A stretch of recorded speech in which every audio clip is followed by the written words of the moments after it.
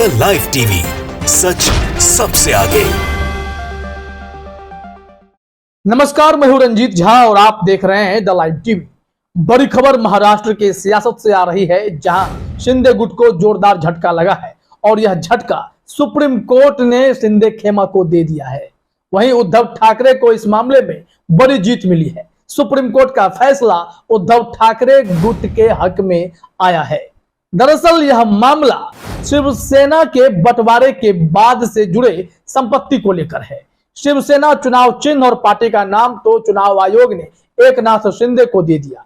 अब यह मामला भी सुप्रीम कोर्ट में पेंडिंग है। वहीं एकनाथ शिंदे गुट के 16 विधायकों की अयोग्यता वाली फाइल भी सुप्रीम कोर्ट में ही है। इन सब मामले पर सुनवाई पूरी हो चुकी है, फैसले आने बाकी हैं, लेकिन उससे पहले एक बड़ा फैसला और आ गया है। इस फैसले में सुप्रीम कोर्ट ने कहा है कि उद्धव ठाकरे के पास ही शिवसेना की चल और अचल संपत्ति रहेगी। उनके फंड्स को एकनाथ शिंदे गुट दावा करके नहीं छीन सकता है। यह जोरदार झटका एकनाथ शिंदे को उस वक्त लगा है जब ये लोग शिवसेना पर पूरी तरीके से अपने ही पकड़ की बात कह रहे थे। वैसे तो चुनाव आयोग चाहता तो एक झटके में सब कुछ दे सकता था, लेकिन चुनाव आयोग के फैसले को भी सुप्रीम कोर्ट में चुनौती दी जा चुकी है और इस मामले में अब सुप्रीम कोर्ट के फैसले का इंतजार भी है कि वाकई में क्या पार्टी का नाम और चुनाव चिन्ह सब कुछ इन्हें यानी शिंदे गुट को दे देना चाहिए था, यह उचित था, या फिर उद्धव ठाकरे के पास ही ये सारी चीजें रहने वाली थी। तय तो सुप्रीम कोर्ट को करना है। लेकिन अपने स्क्रीन पर न्यूज 24 का यह ट्वीट देखिए। इसमें बताया गया है, उद्धव ठाकरे को सुप्रीम कोर्ट से मिली राहत, शिंदे गुट को नहीं मिलेगा संपत्ति पर हक। अगर शिंदे गुट अब तक यह कह रहा था कि वो संपत्ति तो हमारी है क्योंकि वो पार्टी भी चुनाव आयोग ने हमें सौंप दी है, तो यहां पर सुप्रीम कोर्ट ने उनके सपनों पर हथौड़ा चला दिया है। सपने टूट गए हैं। यही एकनाथ शिंदे हैं जिन्होंने उद्धव ठाकरे के कई विधायकों को तोड़ डाला और सबको लेकर बीजेपी के साथ मिलकर सरकार बना डाली।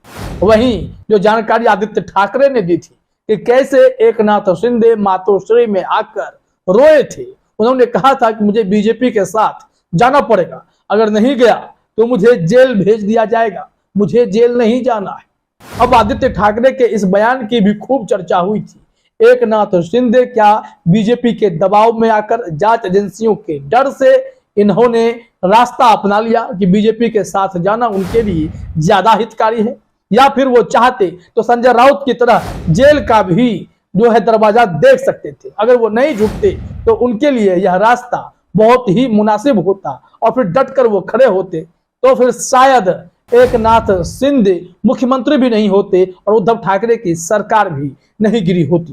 तो चलिए जरा इस खबर को थोड़ा विस्तार में समझते हैं कि सुप्रीम कोर्ट ने क्या कहा। यहां तक जानकारी मिली है कि जो शिंदे गुट के तरफ से गए थे याचिकाकर्ता वकील साहब, उन्हें तो कोर्ट ने कहा कि भाई आप होते कौन हैं इस तरीके की याचिका डालने वाले, आपने इतनी बड़ी हिम्मत कर कैसे ली, यह याचिका डालने आप पहुंच गए, आपके इस याचिका को तुरंत खारिज किया जाता है।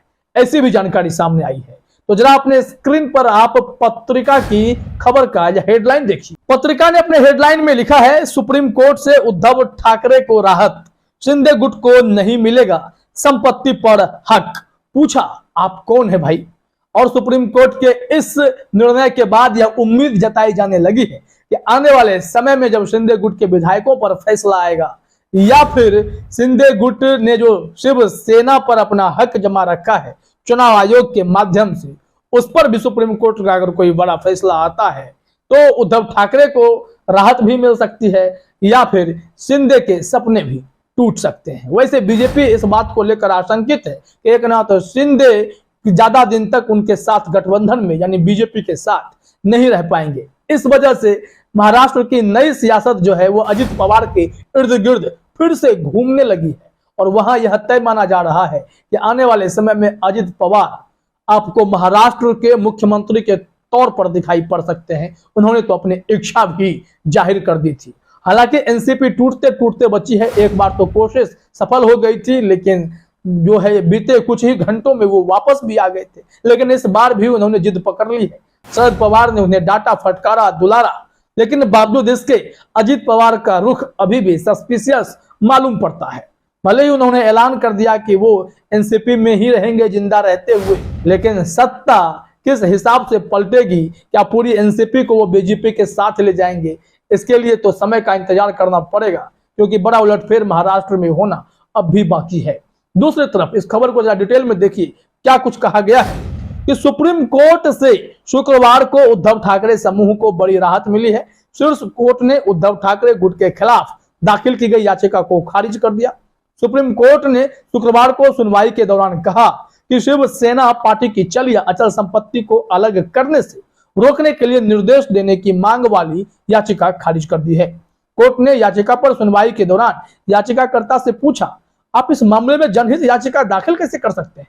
आप कौन हैं? शिवसेना के उद्धव ठाकरे गुट के पास मौजूद सभी संपत्ति एकनाथ शिंदे के नेतृत्व वाली शिवसेना को ट्रांसफर करने की मांग करते हुए यह याचिका दाखिल की गई थी। आपको बता दें कि शिवसेना पिछले साल 2 गुटों में बंट गई थी। उस वक्त शिंदे के शिवसेना गुट ने बीजेपी के साथ मिलकर सरकार बना ली थी और पार्टी किसकी, शिवसेना किसकी, इसको लेकर बहस लगातार जारी ही थी कि चुनाव आयोग का एक फैसला आया और उसमें कह दिया गया कि ये तो शिंदे गुट को ही जाएगा, ये उद्धव ठाकरे को नहीं मिल सकता। उसके बाद इस मामले को सुप्रीम कोर्ट तक ले जाया गया था। सुप्रीम कोर्ट में कई धाकर वकीलों ने उद्धव ठाकरे की तरफ से केस भी लड़ा और यह बहस खूब चलती रही और इस बहस में कई बार ऐसा मोड़ आया कि यह लगा सुप्रीम कोर्ट कहीं ना कहीं उद्धव ठाकरे के हक में जरूर फैसला सुनाएगा, जो सही है उसके हक में निर्णय आएगा और जिन्होंने गलती की है, जिन्होंने सत्ता की लालच में बीजेपी का दामन थामना सही समझा, जिन्होंने जांच एजेंसियों के डर से घुटने टेक दिए, उन लोगों को सुप्रीम कोर्ट सबक सिखाएगा। हालांकि फैसले का इंतजार तो अभी भी किया ही जा रहा है। इंतजार रहेगा कि इस मामले में कोई बड़ी कार्रवाई सुप्रीम कोर्ट कब करता है, लेकिन इस बीच जब शिवसेना की संपत्ति इधर से उधर करने में सुप्रीम कोर्ट ने साफ तौर पर याचिकाकर्ता को फटकार लगा दी कि ऐसा नहीं हो सकता है, यह उद्धव ठाकरे के पास ही रहेगी, चल संपत्ति हो या फिर अचल संपत्ति हो।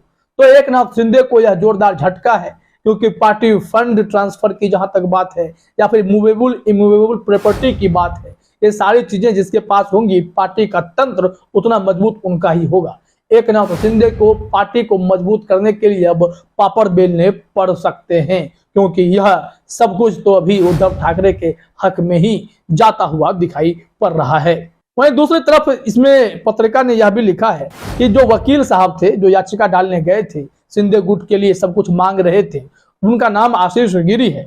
उन्होंने यह याचिका दाखिल की थी। याचिका को खारिज करते हुए चीफ जस्टिस डीवाई चंद्रचूड़ ने पूछा, यह किस तरह की याचिका है और आप कौन हैं? इसके साथ ही सुप्रीम कोर्ट ने कहा कि आपकी याचिका पर विचार नहीं किया जा सकता है। यहाँ तो फंड ट्रांसफर की भी मांग की जा रही थी, वहां भी जोरदार झटका अब शिंदे गुट को लग गया है। तो यह महाराष्ट्र के सियासत से बहुत बड़ी खबर है कि कहीं ना कहीं अब बीजेपी को टेंशन लेने का वक्त आ गया है कि वो सत्ता बचाए रखने के लिए क्या अजित पवार के साथ आगे बढ़ेंगे या फिर एकनाथ शिंदे के साथ ऑल इज वेल कहते हुए किसी तरह साल गुजार देंगे। इंतजार कीजिए, महाराष्ट्र के सियासत में बड़ा खेल होना अभी भी बाकी है।